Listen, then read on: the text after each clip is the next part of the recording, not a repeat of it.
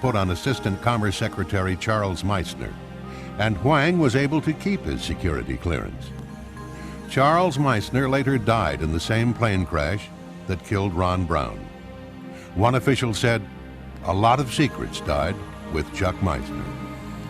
We now know that during the 1996 campaign, John Huang was actively seeking campaign funds for Bill Clinton from Asian sources, who have ties to organized criminal syndicates, narcotics trafficking, gambling, prostitution, and Communist China's intelligence services.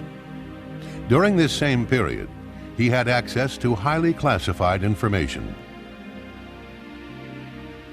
Lieutenant Colonel Liu Chaoying is the daughter of General Liu Huiqing, China's premier PLA officer and an old revolutionary communist soldier. She also studied Marxism-Leninism at the Chinese People's University in Beijing, a major training center for the future Communist Party officials. Colonel Liu is a communist. She is a high-tech spy.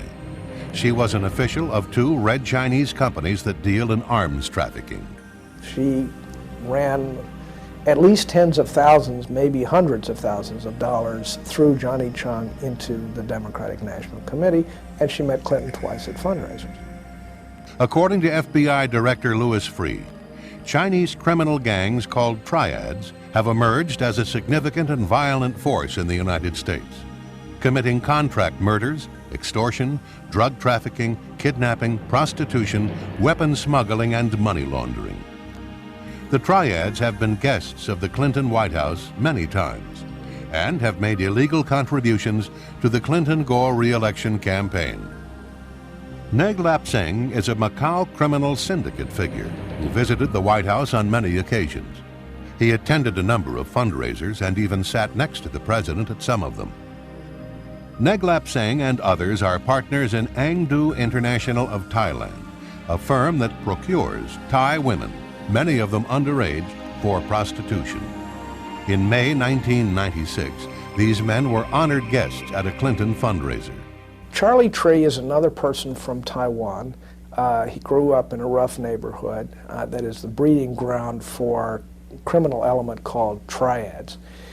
He came to the United States to work in the kitchen of his sister's Chinese restaurant in Little Rock. Became friends with Mr. Clinton when he was an Arkansas official, and so forth and so on.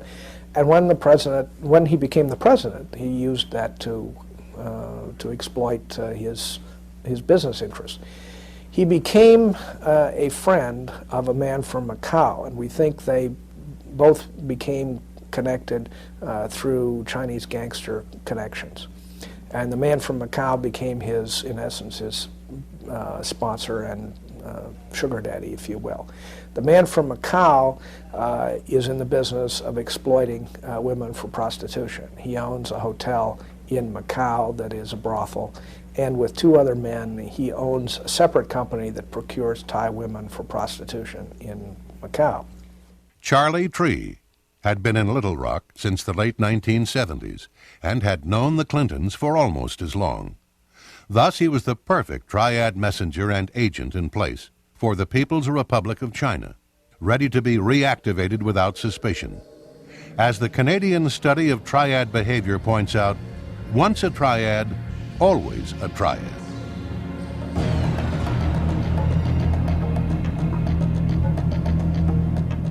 For the past 50 years, the United States has guaranteed Taiwan's independence against Communist China's threat of forcible reunification. In March 1996, Taiwan, or the Republic of China, was preparing for a national ritual that the People's Republic of China despises. The ritual is called elections. When Taiwan's elections proceeded on schedule, the People's Liberation Army launched several of its intermediate-range ballistic missiles by firing them into the Pacific just off the north and south ends of the island.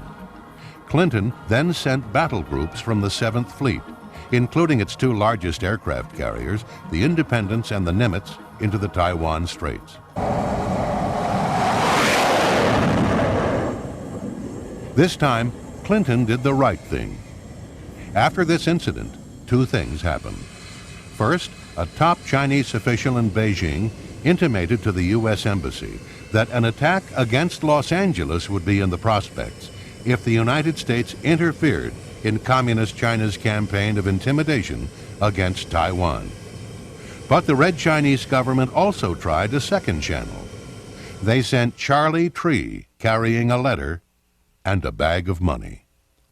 On the morning of March 21, 1996, Tree dropped off several $100,000 to the President and the First Lady's favorite charity, the Presidential Legal Defense Trust.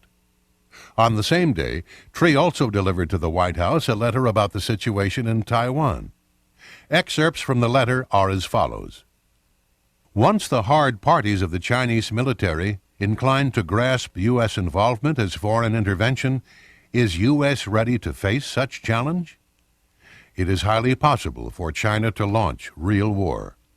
I hope the President will carefully consider these issues and make the decisions that are beneficial to the U.S., China, and Taiwan altogether. President Clinton's reply letter read, "The redeployment of the Independents and the Nimitz was intended as a signal to both Taiwan and the PRC that the United States was concerned about maintaining stability in the Taiwan Strait region. It was not intended as a threat to the PRC." This letter was a complete sellout of Taiwan. Clinton, in effect, was saying that his administration would no longer be prepared to deter Beijing from any menacing actions it may take toward Taiwan.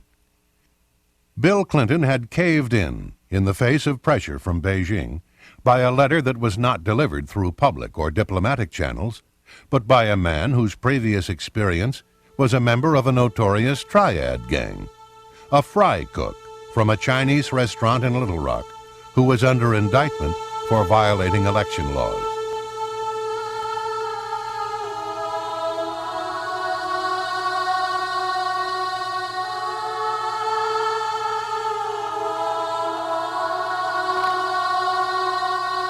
The president made a mistake to just overlook what the Chinese government did at Tiananmen Square and give them most favored nation status. On June 4, 1989, Chinese tanks and armored personnel carriers rolled into Tiananmen Square to confront pro-democracy students from 4 of Beijing's most prestigious universities. The students were unarmed and practitioners of nonviolence. When it was over, some 4,000 to 6,000 people lay dead in the streets of Beijing. We know who did it. We know the names of the Chinese units. We know their commanding officers. We know everyone. And the reason we know is because NATO's military attaches had spread all over the city that night, and they were reporting from all points of the city. And we know who the commanders of the Chinese units were and what they did that night. And they killed the Chinese young people, and they knew what they were doing, and they did it anyway. Congress reacted immediately, forcing President Bush to cut off all military exchanges with the PLA. This policy stood for the next 4 years.